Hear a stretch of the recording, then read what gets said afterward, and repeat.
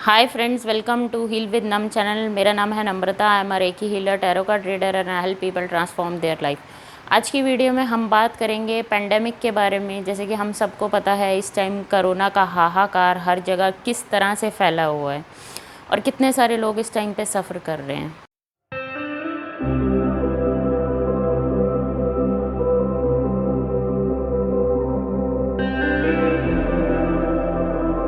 जो कुछ चीज़ें हैं जो हमें माइंड में रखनी है और हमारा माइंड हमें किस तरह से मैनिपुलेट करता है, आज उन सब चीज़ों के बारे में हम बात करेंगे। पहली बात, हमने नेचर के साथ आज तक इतनी सारी खिलवाड़ की है, तो नेचर भी अपना बदला ले रही है हमारे से। हमने इतने पेड़ काटे और ये देखने के बजाय पेड़ के काटने से नेचर में कितना बदलाव आ सकता है। दूसरी चीज़ जो रिमाइंडर में रखने वाली है वो ये है कि आप जब करोना वायरस के बारे में सुनते हैं या आप सुनते हैं कि इस इंसान ने छींका या खांसा, पहले की तरह आपको ये नहीं लगता कि इसको खांसी ज़ुकाम हुआ होगा। अब जैसे ही कोई छींकता है या खांसता है, आपको ये लगता है कि उसको करोना तो नहीं हो गया।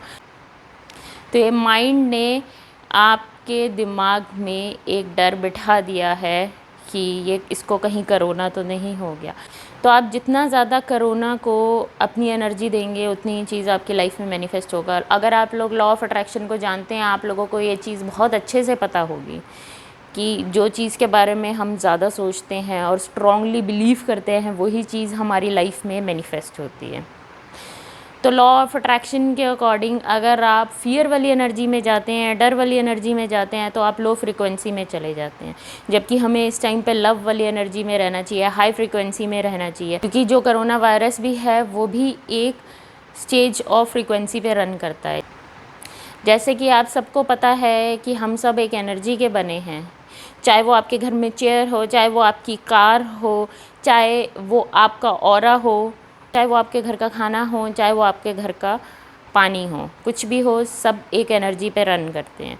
तो अगर आप किसी थॉट को बार बार सोचते हैं तो उसी अकॉर्डिंग आपके ऑरा के आसपास एनर्जी क्रिएट होना शुरू हो जाती है।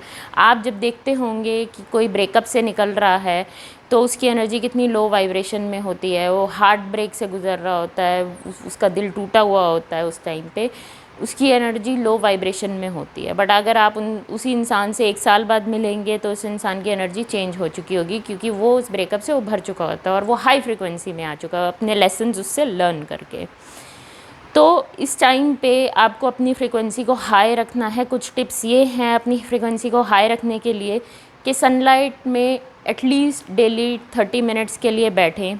अच्छा म्यूज़िक सुनें जो आपको हाई वाइब्रेशन पे रखता है, जैसे कि 432 हर्ट्ज़, 520 हर्ट्ज़। बहुत सारे हाई वाइब्रेशनल म्यूज़िक हैं जो आपको हाई वाइब्रेशन पे रखेगा इस टाइम पे। जितना ज़्यादा हो सके इस टाइम पे लो वाइब्रेशनल चीज़ों को मत देखें और सुनें, क्योंकि वही आपकी लाइफ में मैनिफेस्ट होगा और डर क्रिएट करेगा और आप एक लो फ्रिक्वेंसी और लो वाइब्रेशन में दोबारा से चले जाएंगे।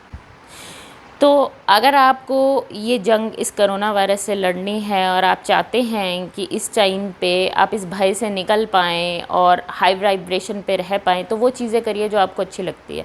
अगर आपको एक्सरसाइज़ अच्छी लगती है तो आप एक्सरसाइज़ भी कर सकते हैं, क्योंकि एक्सरसाइज से हमारी बॉडी में कुछ केमिकल्स रिलीज़ होते हैं जिससे हम हाई वाइब्रेशन में अपने आप ऑटोमेटिकली चले जाते हैं। आप योगा कर सकते हैं इस टाइम पे, कोई म्यूज़िक लर्न कर सकते हैं जिसमें आपको इंटरेस्ट हो, कोई क्रिएटिव आर्ट कर सकते हैं।